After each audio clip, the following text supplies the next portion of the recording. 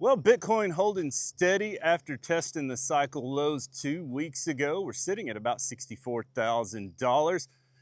Even with all the turmoil starting in Iran again, Trump's got a phone in one hand, a gun in the other. We never know which one he's going to use first.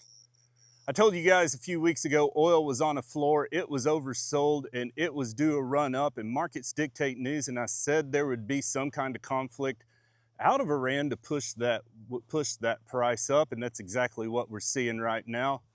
Tinfoil cowboy hat playing out in theory in real time. Chris Hare here, the world champion crypto cowboy. Nice day in Texas. It's breezy.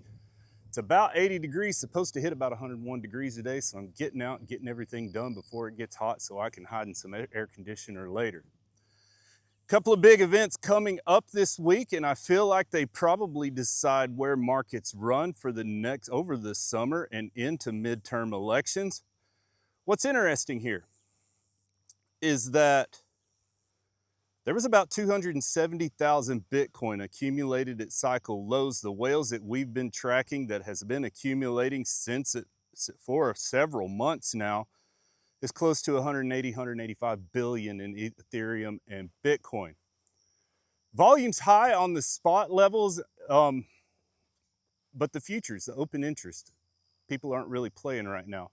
And that sets up a setup that when this market decides to do whatever it's going to do it hard and do it fast. And here's the binary events that come up this week that, like I said, I think they dictate where this market goes. On Monday, the Senate returns from their summer recess.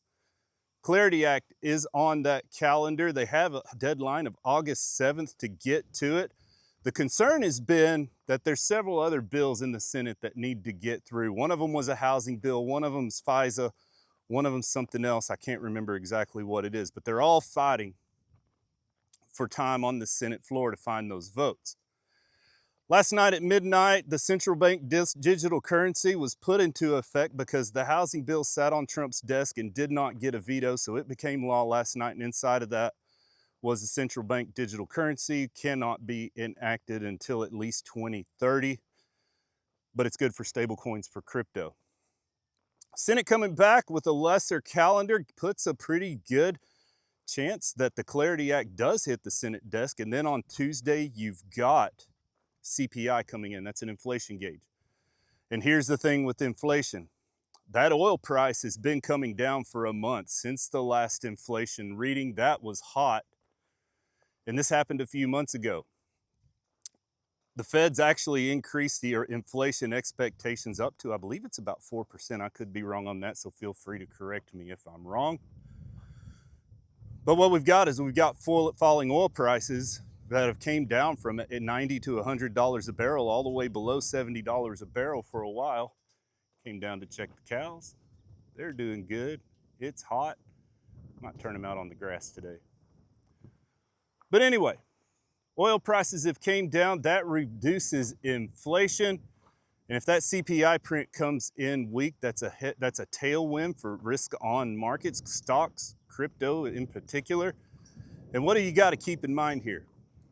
Is crypto's been in a pullback since May. We talked about this since February. I told you guys, we pull back in February and we pull back through May and into June. They're historically bloody months, but here we are in July. We're getting closer and closer to midterms elections in November. And Republicans need this market to run. They need to show something to go into midterm elections. What happens, I think, in situations like this is I've told you we do one of two things. We consolidate through July and August, or we pull back down to those head and shoulders targets that sit about $35,000. Right now, we're building a good base above $60,000. So the opportunity looks to be here that maybe we just consolidate around from the summer. Now, I'm not saying the bottom's in because we could absolutely drop. Trump's got a phone in one hand, a gun in the other. And that Iran thing could change everything. Oil starts moving up, gets above $80 a barrel, heads towards $100. And then you have to worry about the DXY and bond yields and everything else that goes along with that increasing, and that's a direct tailwind for Bitcoin. But what you can't rule out here is there's been about 270,000 Bitcoin bought at the cycle low. The whale we've been tracking for several months now is over $190 billion in Bitcoin and Ethereum that they've accumulated and never sold, never moved to an exchange. You don't hear much out of Saylor after the sell that he had to make to pay his dividends. And I think they're using Iran just to keep the markets kind of smashed right now, keep people scared. But like I said, the big events this week, the Senate comes back. Hopefully the Clarity Act gets to the Senate floor. They've got some negotiating to do with Democrats. There's a deal with the ethics and Trump's crypto holdings and the World Liberty Financial and everything that happened there and how much money he's made. And the Democrats and the United Sheriffs Association is digging their heels into what's going on there. So it's still in limbo, but I think they do all of this. I've told you markets dictate news. I think they do all of this just to hold the price where they want to hold it until all their buddies get in and ready to run. We're the blue collar guys. We have to play by their rules. We don't have the information or the intelligence they do, but we can follow charts. We can follow patterns and understand what's going on. I bought some spot down around that cycle low. And I think it was a good place to buy. And if we drop on down to 55 to 45 to 35, those would be my, those would be my accumulation points. But if this market is in fact getting ready to run, which the indicators are there that we might at least have a relief rally, your invalidation on that head and shoulders target sits at about $87,000. If you can get a weekly close above that, I feel like then we're talking about maybe we're into this actual bull run and we're just waiting on a retest to see how low it goes. That's where I am right now.